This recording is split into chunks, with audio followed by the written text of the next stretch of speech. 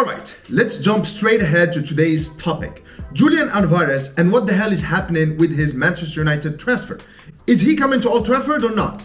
Now, every time we look into a transfer, people usually focus on the footballers and their potential destinations, the clubs.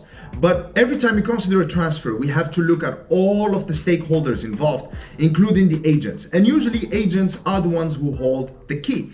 So who is Julian Alvarez's agent? Well, he's an obscure guy, so obscure that you can't even find a picture of the guy, called Fernando Hidalgo, who is based mainly in Argentina.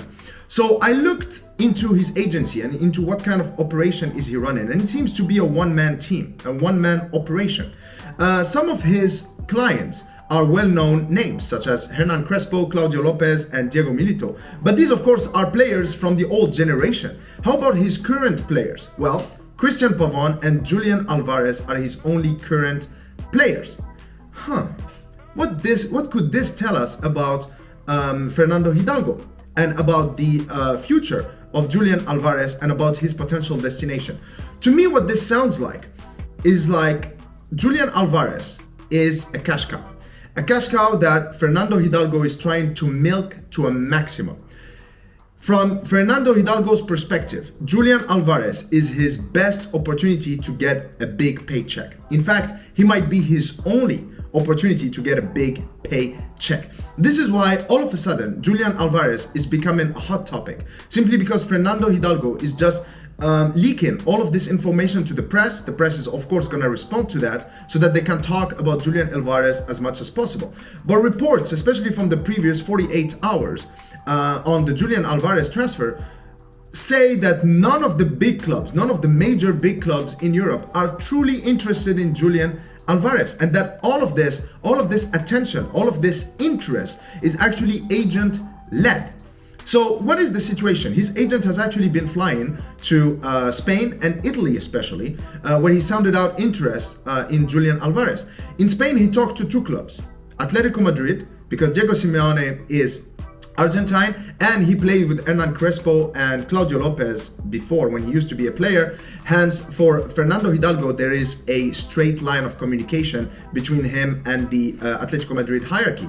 But the second club in Spain is not Real Madrid or Barcelona, it's Real Sociedad, a very respectable club, a big club in Spain, but not a giant in Europe. Same thing in Italy. The two clubs who are generally interested in Italy are Atalanta Bergamo and Fiorentina, who see him as a potential replacement for Dusan Vlahovic, right? But AC Milan, Inter Milan, and Juve are actually not that interested. Juventus are definitely looking for a striker, but they are more looking into experienced strikers who have already proved that they can do it in Europe, such as Anthony Martial. But they are not really looking into Julian Alvarez as a credible option right here. In Germany, none of the clubs are interested. Neither are English clubs. I'm gonna come to Manchester United in a minute here. In France, there is one club who is interested, and that's Nice. And Nice are currently second in Ligue 1, Ligue 1, right? And they have an outsider chance of making it to the Champions League next season. So they want to bring in a player of the caliber of Julian Alvarez because he's a quality player. But also if he plays in the Champions League for Nice, then in 2 or 3 years, his resale value is going to explode and just go through the roof. Now, how about the Manchester United Julian Alvarez link? Where does that come from? Well, it comes first from one of his youth coaches in Argentina, in River Plate, who actually said that his dream is to see Julian Alvarez playing for Real Madrid or Manchester United, because he considered those as the two main big clubs in England, the two biggest names, the most prestigious ones, and he dreams of seeing Julian Alvarez playing for one of those clubs. The second reason is that Ralf Rangnick, when he was a director of football at Lokomotiv Moscow, he actually was aware of Julian Alvarez and he recommended him to the Lokomotiv Moscow hierarchy. And so for the press, if he liked him at Lokomotiv Moscow, then surely he likes him at Manchester United. But of course, Lokomotiv Moscow's needs and Manchester United's needs are completely different. And here at Manchester United, Julian Alvarez cannot sign in the current state of affairs simply because we have too many forwards.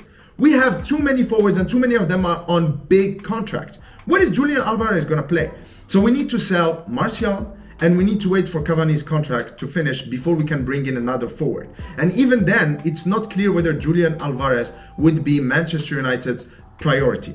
So this whole Julian Alvarez situation just seems a little murky. and it seems that his agent is agitating in order to get interest and to get people interested so that he can get a high agent fee if he gets him to one of those big clubs, right? Just increase the demand. It's a bidding war that he's trying to start.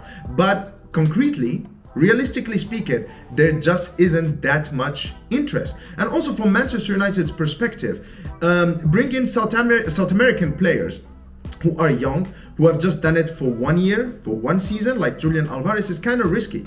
If you remember Diego Forlan, right? He was the Julian Alvarez of his era. He was amazing with Independiente in Argentina. He came to Manchester United, he flopped. But then when he went to Villarreal and then later on Atletico Madrid, he kind of found himself. But he failed when he came to a big club like Manchester United with the expectations that comes with it, right? So I think that at Manchester United, they are probably aware of this, and they probably have different targets than Julian Alvarez.